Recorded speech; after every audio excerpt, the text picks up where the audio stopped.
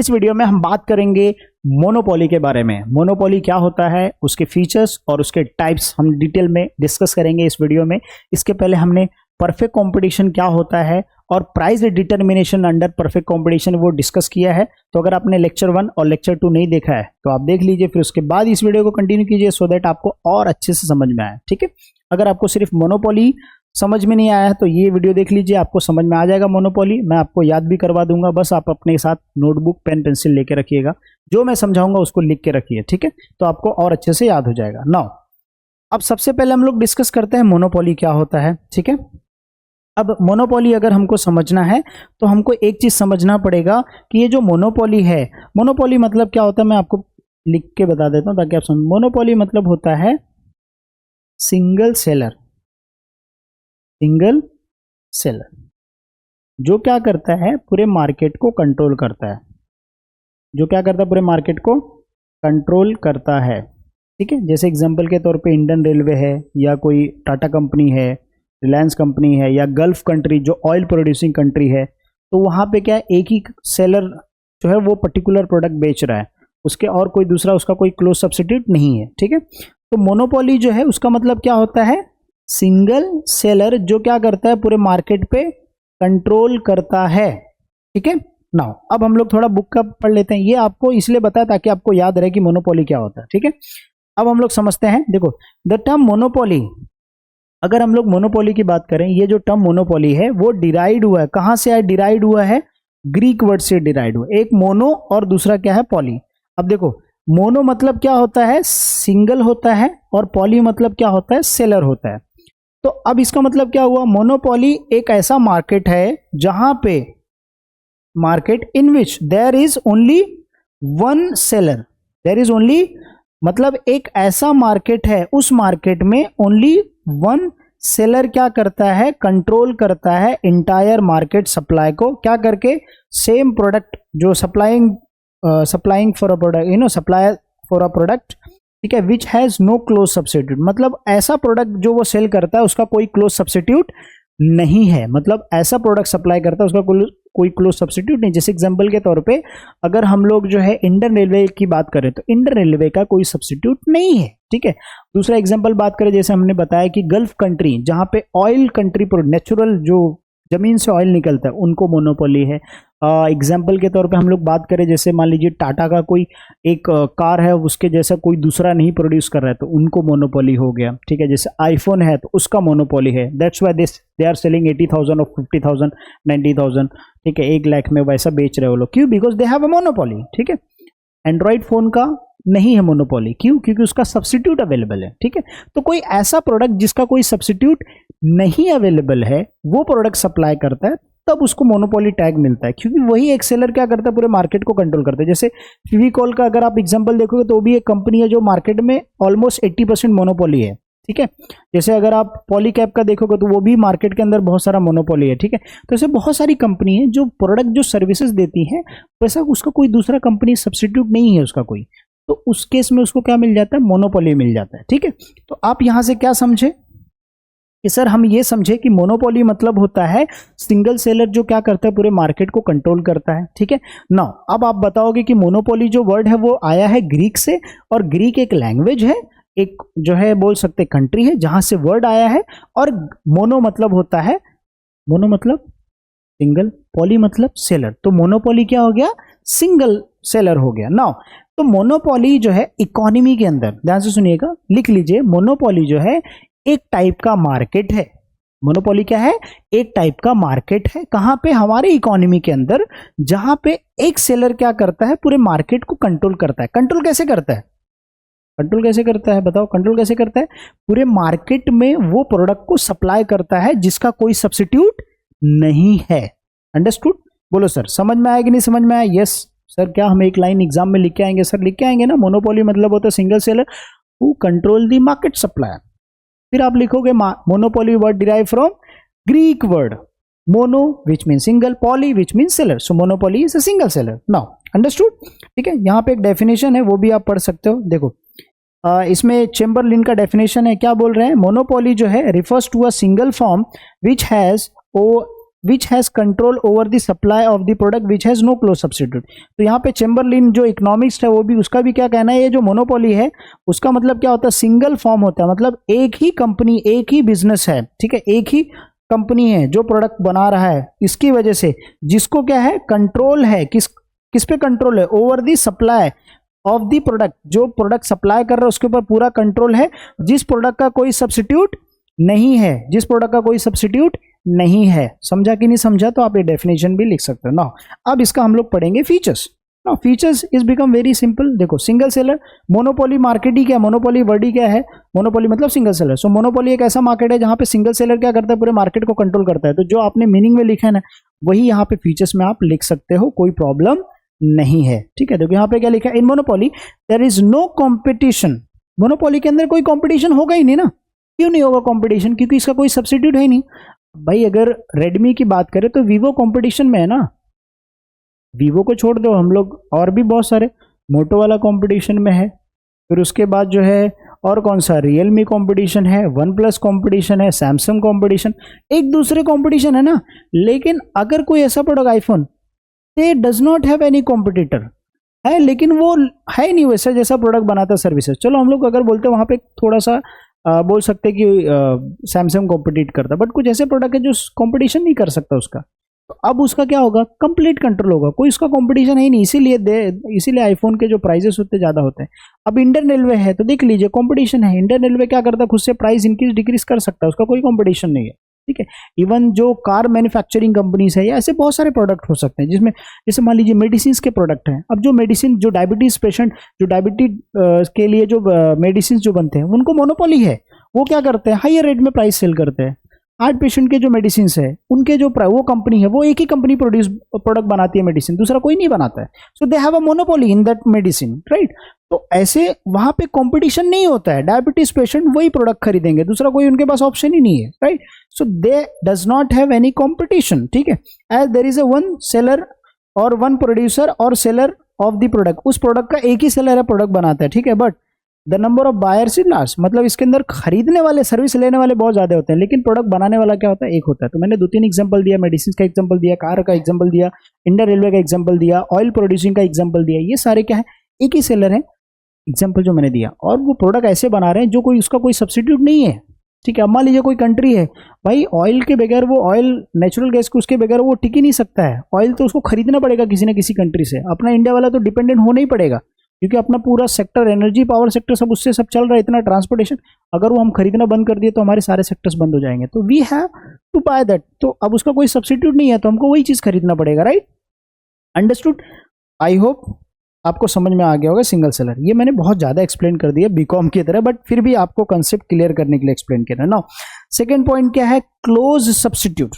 अगर हम लोग नो क्लोज सब्स्टिट्यूट, हम यही बार बार पढ़ रहे हैं कि अगर हम लोग बोलते हैं नो क्लोज सब्स्टिट्यूट, अगर हम लोग बोलते हैं नो क्लोज सब्स्टिट्यूट, मतलब उस प्रोडक्ट का कोई सब्स्टिट्यूट नहीं है।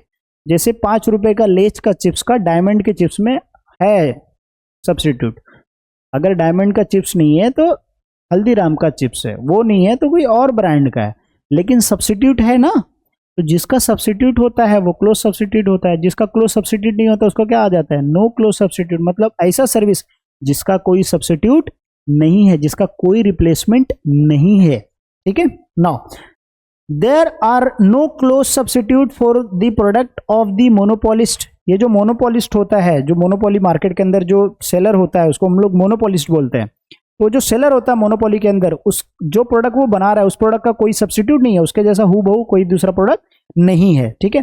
Therefore the buyer have no choice, buyer के पास कोई चॉइस नहीं है। जैसे मैंने मेडिसिन का एग्जांपल बोला, डायबिटीज और हार्ट पेशेंट का, they have to either buy the product from the monopolist, मतलब सेलर से बाय करना पड़ेगा, और गो विदाउट इट, या तो फिर वो बेगर मेडिसिन लेके जाए, ऐसा मतलब बेगर प्रोडक्ट खरीदे जाए, वैसा तो नुकसान जो खरीदने वाला उसका ही होगा, राइट। फिर उसके बाद क्या है, the cross elasticity of demand for his product is either zero और नेगेटिव। यहाँ पे एक नया पॉइंट दे दिया क्रॉस इलास्टिसिटी का। तो क्रॉस इलास्टिसिटी में क्या होता है कि प्रोडक्ट ए का डिमांड चेंज हुआ तो प्रोडक्ट बी का प्राइस चेंज हुआ। जैसे एग्जांपल के तौर पे कार का डिमांड बढ़ गया कि इसके वजह से पेट्रोल का प्राइस चेंज होने की वजह से, मोबाइल का डिमांड बढ़ गया तो उसकी वजह से जो है मोबाइल का डिमांड बढ़ा, किसके, जो है सिम कार्ड का प्राइस कम होने की वजह से, ऐसा हम लोग बोल सकते हैं। या फिर चार्जर का डिमांड बढ़ गया, मोबाइल का जो है प्राइस कम होने की वजह से, क्योंकि ज़्यादा लोग मोबाइल खरीदेंगे तो डिमांड, तो एक का प्राइस, एक का डिमांड चेंज होता है और एक का क्या चेंज होता है, प्राइस चेंज होता है। तो अब ये क्रॉस इलास्टिसिटी में यहाँ पे मोनोपोली के अंदर कोई सब्सिट्यूट है क्या? नहीं है। तो उस केस में क्या होगा, या तो जीरो हो जाएगा या तो क्या होगा, नेगेटिव होगा। क्यों? क्योंकि इसका कोई सब्सिट्यूट नहीं है। ठीक है, now I hope you understood, right. फिर हम लोग आगे बढ़ते हैं, बैरियर टू एंट्री। या तो आप अगर इतना तक लिखोगे ना तो भी चल जाएगा आपके एग्जामिनेशन के पॉइंट ऑफ व्यू, बट ये जो क्रॉस इलास्टिसिटी है जो मैंने आपको बताया वही चीज है। ठीक है, क्रॉस इलास्टिसिटी में मैंने बताया कि ए का डिमांड, प्रोडक्ट ए का डिमांड चेंज हुआ, इसकी वजह से प्रोडक्ट बी का प्राइस चेंज होने की वजह से। ठीक है, तो अब यहाँ पे जो मोनोपोली है उसके अंदर कोई सब्सिट्यूट नहीं होता है, इसी वजह से उसका जीरो या नेगेटिव होता है। ठीक है, नाउ आगे बढ़ेंगे। एंट्री, देखो barrier to entry, barrier to entry मतलब क्या होता है? बैरियर मतलब लिख लो, रिस्ट्रिक्शन। तो अगर मान लीजिए एग्जाम्पल के तौर पे कोई, मान लीजिए अगर डायबिटीज पेशेंट का मेडिसिन जो ए फॉर्म प्रोड्यूस करता है, मान लीजिए कोई दूसरी कंपनी भी वही सेम दवा प्रोड्यूस करनी चाहती है तो वो नहीं कर सकती है। उसको पहला लाइसेंस लेना पड़ेगा, रजिस्ट्रेशन कराना पड़ेगा, परमिशन लेना पड़ेगा, तभी जाके वो कर सकता है। तो अब बताओ ये प्रोसेस इजी हुआ क्या? नहीं सर, बहुत रिस्ट्रिक्टेड है, राइट। तो इसी को हम लोग क्या बोलते हैं? Barrier to entry. Now entry of rival, rival मतलब जैसे अडानी और रिलायंस, जैसे मान लीजिए एग्जांपल के तौर पे डीमार्ट और रिलायंस का फ्रेश, रिलायंस फ्रेश और रिटेल मार्ट। ठीक है, तो अब जो है ये जो दोनों कंपनी सेम है, रिलायंस का भी देखिए रिटेल स्टोर है, अब जैसे विजय सेल्स हो गया और रिलायंस का इलेक्ट्रॉनिक का जो हो गया, है ना। अब ये दोनों कॉम्पिटिटर है ना, राइवल एग्जांपल के तौर पे। यहाँ पे हालांकि वो एग्जांपल हम लोग नहीं ले सकते हैं, बट यहाँ पे ऐसे एग्जांपल, हाँ राइवल बोल सकते हैं, ऐसे ले सकते हैं। लेकिन यहाँ पे अगर मान लीजिए एग्जांपल के तौर पे वो पर्टिकुलर बिजनेस में करना चाहिए, जैसे टाटा मोटर्स जो गाड़ी बनाता है, वही सेम गाड़ी अगर मान लीजिए कोई दूसरी कंपनी बजाज बनाना चाहती है, तो अब अगर वो सेम बनाना चाहे then they have to take permission. Even medicine के केस में they have to take permission, right. अब यहीं पे बोल राइवल मतलब जो हमारा कॉम्पिटिटर है, ठीक है, is restricted due to legal, natural, technological. Okay, हो सकता है कि उसको परमिशन नहीं किया जाए क्योंकि मैंने ऑलरेडी ट्रेडमार्क करवा लिया है, मैंने ऑलरेडी रजिस्टर करा लिया है, तो वो सेम चीज़ दूसरा कोई यूज़ नहीं कर सकता। मेरा पैटर्न जो मेरा फॉर्मूला था वो मैंने रजिस्टर करवा लिया है, तो दूसरा कोई यूज़ नहीं कर सकता है, तो उसकी वजह से मेरे को मोनोपोली मिल जाएगी, तो कोई दूसरा नहीं यूज़ कर सकता है ना। हो सकता है टेक्नोलॉजी जो मैंने इन्वेस्टमेंट, जैसे मान लीजिए टेस्ला कार है, तो दे हैव रजिस्टर्ड, वो उन्होंने रजिस्टर कर दिया, उनका पैटर्न उनका रजिस्टर कर दिया, तो अब उनका वो टेक्नोलॉजी था अपडेट कर दिया, राइट। तो अब उसकी वजह से उनको क्या हो गया, मोनोपोली मिल गया, राइट। वैसे नेचुरल मोनोपोली, जैसे गल्फ कंट्री जहाँ पे ऑयल निकलता है, ठीक है, जमीन से, उनको भी मोनोपोली है, तो now they have a monopoly. But यहाँ पे आपको समझना पड़ेगा कि अगर वो कोई दूसरा इंटर भी करना चाहे, they can't inter because they have monopoly. या तो लीगल तरीके से हो सकता है, या तो नेचुरल तरीके से हो सकता है, ठीक है, या तो फिर टेक्नोलॉजी के तरीके से हो सकता है, which do not allow the competitor to enter the market. इसीलिए कॉम्पिटिटर को जो है अलाउ नहीं करता है एंटर करने के लिए, ठीक है। तो बैरियर टू एंट्री मतलब क्या हुआ, लिख लो। बैरियर टू एंट्री मतलब कोई दूसरा फॉर्म अगर इंटर करना चाहता है मोनोपोली मार्केट के अंदर, तो वो इंटर नहीं कर सकता है, ठीक है। क्यों? क्योंकि वहां पे मोनोपोली है, तो उसको परमिशन रोकता है। मोनोपोली रोकता कैसे? लीगल तरीके से रोकता है, नेचुरल तरीके से रोक सकता है, टेक्नोलॉजी के तरीके से रोक सकता है। मैंने एग्जांपल दिया, जैसे अगर मैंने रजिस्टर करा लिया, मेरा ट्रेडमार्क, कॉपी, पैटर्न सब फॉर्मूला रजिस्टर करा लिया, so that formula, that trademark can not be use by my competitor, ठीक है, वो यूज नहीं कर सकता है, ठीक है। जैसे आईफोन का जो सिस्टम है वो एंड्रॉयड नहीं यूज कर सकता है, ठीक है, दे हैव वो फिर आईफोन वाले बंद कर देंगे, उसका कंप्लेन करेंगे, तो पे करना पड़ेगा उनको अच्छा खासा प्राइस। नाउ नेक्स्ट पॉइंट क्या है, complete control over the market supply. मैंने ऑलरेडी इंट्रोडक्शन में बोला कि मोनोपोली एक सिंगल ऐसा मार्केट है जहां पे सेलर क्या करता है, पूरे मार्केट को कंप्लीट कंट्रोल करता है। कैसे? बाय सप्लाइंग दी प्रोडक्ट, ठीक है, which has no close substitute. Now the monopolist has complete hold over the market, he has the sole producer of seller product. मतलब वो एक कंप्लीट कंट्रोल इसलिए क्योंकि जो प्रोडक्ट वो बना रहा है उसको पता है कि मैं जो सर्विस दे रहा हूं ना, या जो मैं प्रोडक्ट बना रहा हूं ना, वैसा कोई दूसरा नहीं प्रोड्यूस कर रहा है, इसीलिए क्या है, मेरे को मोनोपोली है, ठीक है। नाउ फिर है प्राइस मेकर। प्राइस मेकर मतलब प्राइस बनाने वाला, ठीक है। तो मोनोपोली मार्केट के अंदर एक ऐसा मार्केट है जहां पे सेलर क्या करता है, प्राइस जो है खुद डिसाइड करता है, इसी को हम लोग बोलते हैं price maker. That means price maker मतलब अगर मान लीजिए एग्जांपल के तौर पे मैं कोई बिजनेस कर रहा हूं और मेरे बिजनेस में क्या मोनोपोली है, तो अब मेरा बिजनेस में मोनोपोली है, तो मैं सेलर होने के नाते मैं क्या करूंगा, अगर मार्केट में मेरे प्रोडक्ट का बहुत ज़्यादा डिमांड है तो मैं क्या करूंगा, हायर प्राइस चार्ज करूंगा। मतलब ये जो प्राइस मैंने डिसाइड किया है वो मार्केट ने नहीं डिसाइड किया है, डिमांड या सप्लाई ने डिसाइड नहीं किया, मैंने क्या किया, खुद से प्राइस इंक्रीज कर दिया। और खुद से प्राइस क्या कर सकता हूं, मैं डिक्रीज कर सकता हूं। तो मतलब मैं प्राइस खुद से इंक्रीज और डिक्रीज कर सकता हूं, तो उसी चीज को हम क्या बोलते हैं, प्राइस मेकर बोलते हैं ना। मोनोपोलिस्ट मतलब मोनोपोली के अंदर जो सेलर होता है उसको हम बोलते हैं monopolist. Monopolist can fix the price of his own product as he has control the whole market supply. Monopolistic is price maker. Monopolist क्या है, प्राइस मेकर है, क्योंकि वो खुद से प्राइस डिसाइड कर सकता है। ठीक है। नाउ प्राइस डिस्क्रिमिनेशन, तो what do mean by price discrimination? Price discrimination मतलब होता है एक ऐसा भेदभाव, एक ऐसा एक्सप्लॉयटेशन जिसमें मोनोपोली जो सेलर होता है, ध्यान से सुनिएगा, जो सेलर होता है वो क्या करता है, अलग अलग प्राइस चार्ज करता है सेम प्रोडक्ट के लिए अलग अलग कस्टमर से। तो अब यहां पे क्या हो गया, डिस्क्रिमिनेशन हो गया। क्यों? क्योंकि मैंने क्या किया, जैसे मान लीजिए जो प्रोडक्ट सेलर ने खरीदा, किसी को 100 रुपीज का बेचा, किसी को 200 रुपए का बेचा, किसी को 300 रुपए का बेचा, किसी को 50 रुपए का बेचा, प्रोडक्ट सेम ही है, सिर्फ अलग अलग कस्टमर से अलग अलग प्राइस में क्या कर रहा हूं, चार्ज कर रहा हूं।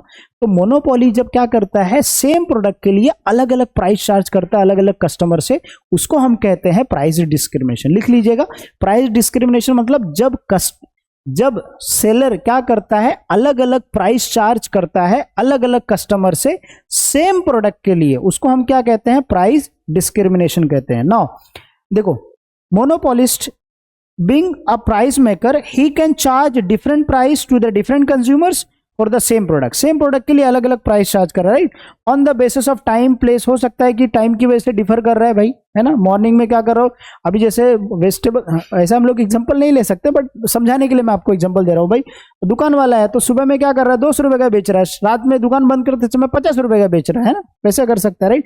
Thus, price discrimination is an important feature of monopoly market. For example, student and senior citizens are provided railway tickets at concessional rate. ये बहुत पुराना हो गया, आज के वक्त में concessional rate नहीं मिलता है भाई सिटीजन्स लोग को, पहले मिलता था, अब नहीं मिलता है। तो ये एग्जाम्पल रिलेवेंट नहीं है, बट ठीक है, पहले मिलता था इसीलिए एग्जाम्पल दिया है। देखो, no distinction between firm and industry. आप ध्यान रखिएगा, ये एक चीज ध्यान रखिएगा कि नो डिस्टिंक्शन, डिस्टिंक्शन मतलब होता है डिफरेंट, डिस्टिंक्शन मतलब डिफरेंट। अब यहां पे क्या बोलता है कि no different between firm and industry.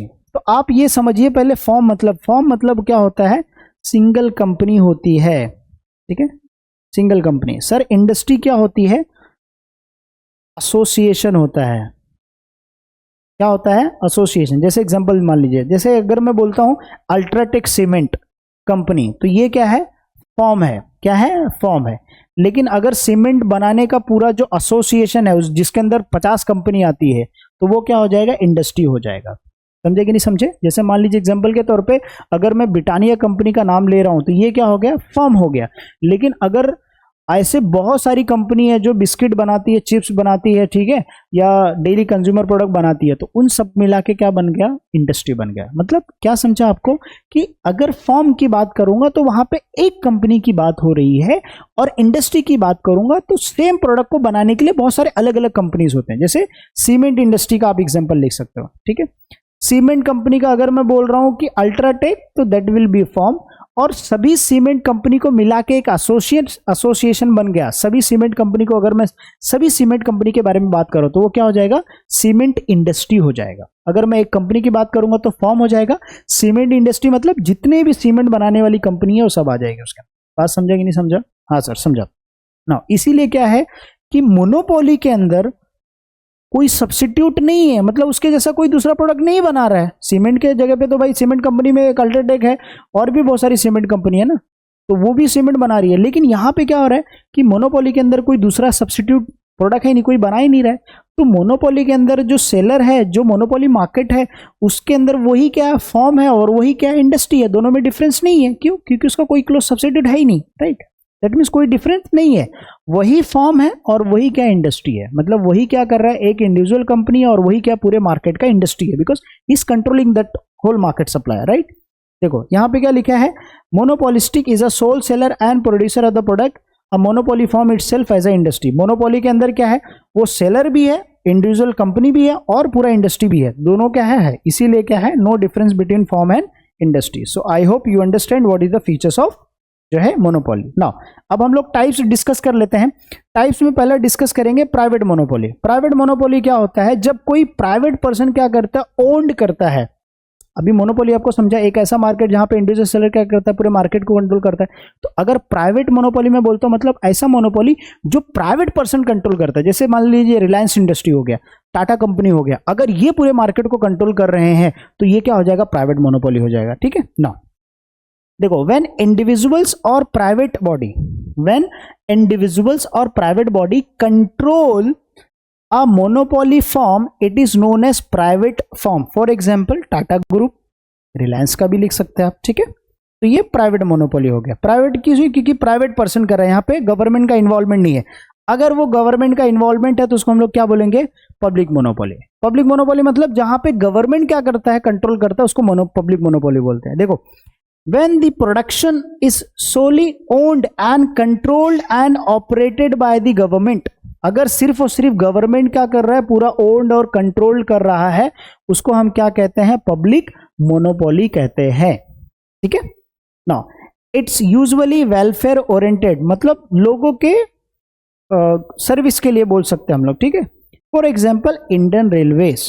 ठीक है, ये क्या है, पब्लिक मोनोपोली है. अगर हम लोग लीगल मोनोपोली की बात करते हैं तो लीगल मतलब क्या है, जो इन्फोर्सेबल है, राइट, जो कानून में इन्फोर्सेबल है, जिसके अगेंस्ट में आप जाके कंप्लेन कर सकते हैं अगर आपके साथ कुछ गलत होता है. अगर आपके साथ जो है कोई राइवल आपके साथ जो है आपका पैटर्न या कुछ भी यूज कर रहा है, ठीक है, आपके परमिशन के बगैर, तो उसके अगेंस्ट में आप एक्शन ले सकते हैं. नाउ ठीक है, this monopoly emerges on account of legal provisions like the patent, trademark, copyright etcetera. आपने जो बिजनेस स्टार्ट किया, आपने उसका कॉपीराइट करा लिया, and now nobody can use that copyright, right. जैसे आईफोन ने अगर कुछ ऐप लॉन्च किया, उस ऐप को पैटर्न करा लिया, ठीक है, अब वो कोई एंड्रॉइड फोन वाला वो ऐप यूज नहीं कर सकता है. अगर वो यूज करेगा so it is not permissible, right. तो लीगल मोनोपोली इसको कैसे मिल गया, कानून में उसने क्या किया, उसने पैटेंट करा लिया, उसका ट्रेडमार्क होगा, राइट, एक्सेट्रा. देखो, the law forbids the potential competitors to imitate the designs or forms of the product registered under the given branded names. अब जैसे एग्जांपल के तौर पे अमूल प्रोडक्ट, अब ये अमूल प्रोडक्ट जो रजिस्टर है, तो ये कानून जो है इसको परमिसेबल नहीं करता कि भाई इसको आप यूज कर सको, कॉम्पिटिटर यूज कर सके, ऐसा नहीं अलाउड है. ठीक है, that means I hope you understand what is legal monopoly. Legal monopoly मतलब कानून जो है नहीं परमिसेबल करता, परमिट नहीं करता है कि आप उस चीज को यूज करो. ठीक है, दे हैव रजिस्टर्ड. ठीक है. नाउ अब ऐसा थोड़ी ना इंडियन रेलवे अमूल प्रोडक्ट के नाम पे मैं चिप्स बना के बेचूं, नहीं, ऑलरेडी रजिस्टर किया है अमूल, तो वो अमूल रजिस्टर है, उसको हम यूज नहीं कर सकते. ठीक है, so they have a legal, ठीक है, मोनोपोली. नाउ अब आया नेचुरल मोनोपोली. तो अगर मैं नेचुरल मोनोपोली की बात करता हूं, मतलब जो है नेचर ने जो मोनोपोली दिया है नेचुरल तौर पे, जैसे जो है पहले से जो है जमीन में तेल निकल रहा है, या जमीन से मान लीजिए एग्जांपल के तौर पे गोल्ड निकल रहा है, या स्टील निकल रहा है, आयरन निकल रहा है, कोल निकल रहा है. अब ये क्या है, वो कोल निकल रहा है क्योंकि वहां पे नेचुरल है ना, वो चीज पहले से पहाड़ से पहले से बना हुआ, वो चीज में इंसान ने तो नहीं बनाया, नेचर ने बनाया, राइट. तो नेचुरल मोनोपोली हो जाता है. देखो, the natural monopoly created on the basis of natural condition like climate, rainfalls, specific location etcetera. अब जैसे मान लीजिए कि जो है केरला में बारिश बहुत ज़्यादा होता है, ठीक है, तो वहाँ पे राइस का प्रोडक्शन ज़्यादा होता है, कोकोनट का होता है, राइट. ऐसे बहुत सारे जगह, जैसे मान लीजिए दूसरी जो गल्फ कंट्रीज़ हैं वहाँ पे क्रूड ऑयल का प्रोडक्शन होता है. जैसे मान लीजिए खजूर का प्रोडक्शन होता है, या मान लीजिए वॉलनट का प्रोडक्शन होता है. जैसे कश्मीर में एप्पल का प्रोडक्शन होता है, हिमाचल में एप्पल का प्रोडक्शन होता है. तो ये सब मोनोपोली है. जैसे for example wheat from Punjab और राइस फ्रॉम केरला, वैसा आप एग्जाम्पल लिख सकते हैं. तो ये नेचुरल है ना, क्योंकि राइस को प्रोडक्शन करने के लिए पानी बहुत ज़्यादा चाहिए रहता है. ठीक है, अब पंजाब का वीट क्यों इतना अच्छा, क्योंकि वो हिमालयन से पूरा वो मिट्टी कट के आता है, ऑलिव ऑयल सॉइल रहता है, तो उसके प्रोडक्शन बहुत अच्छा क्वालिटी का होता है. तो ये क्या है, उनको मोनोपोली है, नेचुरल मोनोपोली है. ठीक है, वहाँ का जमीन दूसरी जगह मट्टी में नहीं मिलेगा, वैसा इतना सॉलिड, इतना अच्छा मिट्टी रहता है उसका. ठीक है, उसके बाद आता है सिंपल मोनोपोली. सिंपल मोनोपोली में देखो, इन सिंपल मोनोपोली सेलर और फर्म चार्ज, मतलब चार्ज कर रहा है, मतलब हमको ये पे करने के लिए बोल रहा है, charge uniform price uniform price मतलब सेम प्राइस, ठीक है, for its product to all the buyers. इसका मतलब ये मान लीजिए कि अगर एक दुकान है, मोनोपोली सेलर है, वो क्या कर रहा है, उसके दुकान पे जितने लोग खरीदने के लिए आ रहे प्रोडक्ट, वो प्रोडक्ट क्या कर रहा है, सेम प्राइस में सेल कर रहा है सभी बायर्स को, ठीक है, उस प्रोडक्ट को, तो उसको हम लोग बोलते हैं simple monopoly. What do you mean by discriminating monopoly? उसका उल्टा, दुकान खोला है, सेलर क्या कर रहा है, जितने कस्टमर है हर कस्टमर से क्या कर रहा है, सेम प्रोडक्ट के लिए अलग अलग प्राइस चार्ज कर रहा है, तो क्या हो गया, डिस्क्रिमिनेटिंग मोनोपोली। देखो लिखा है in discriminating monopoly form charge different price, यहां पे चार्ज यूनिफॉर्म प्राइस, तो जब यूनिफॉर्म प्राइस चार्ज करता है उसको सिंपल मोनोपोली बोलते हैं, और सेलर जब क्या करता है, डिफरेंट प्राइस चार्ज करता है, उसको हम लोग क्या बोलते हैं, सेम प्रोडक्ट के लिए, ठीक है, उसको हम लोग डिस्क्रिमिनेटिंग मोनोपोली बोलते हैं, ठीक है। For example doctor charge different fees to the different patient, है ना, अंडरस्टूड, कितना अच्छा एग्जांपल दिया ना। वॉलेंट्री मोनोपोली, अब क्या करते हैं, बहुत सारे कंट्रीज मिल के अगर एक मोनोपोली क्रिएट कर देना तो उसको हम लोग वॉलेंट्री ग्रुप क्रिएट कर देना तो उसको हम लोग वॉलेंट्री मोनोपोली बोलते हैं। देखो, to avoid cut throat competition, competition खत्म करने के लिए, क्या करने के लिए, कंपटीशन खत्म करने के लिए, some monopolist voluntary come together and form a group बना देते हैं of monopolistic, this facilitate them to maximize the profit. For example, OPEC, that is Organization of Petroleum Exporting Countries, मतलब जितने भी ऑयल एक्सपोर्ट कंट्रीज हैं उन लोगों ने मिलकर ग्रुप बना दिया सो दैट वो एक अच्छे प्राइस में सेल करके अपना प्रॉफिट ज्यादा से ज्यादा इंक्रीज करे। तो अब ये जो कंट्री है वो सब एक साथ मिलके क्या किया, उन्होंने एक ग्रुप बनाया, तो that is called as voluntary monopoly. So I hope you understand what is जो है वॉलेंट्री मोनोपोली। अब हम इस लेक्चर में 2 टॉपिक डिस्कस किए, मोनोपोली डिस्कस कर लिया और क्या डिस्कस कर लिया, types of monopoly. Next lecture में हम लोग डिस्कस करेंगे मोनोपोलिस्टिक कंपटीशन, ठीक है। चलिए मिलते हैं नेक्स्ट लेक्चर में।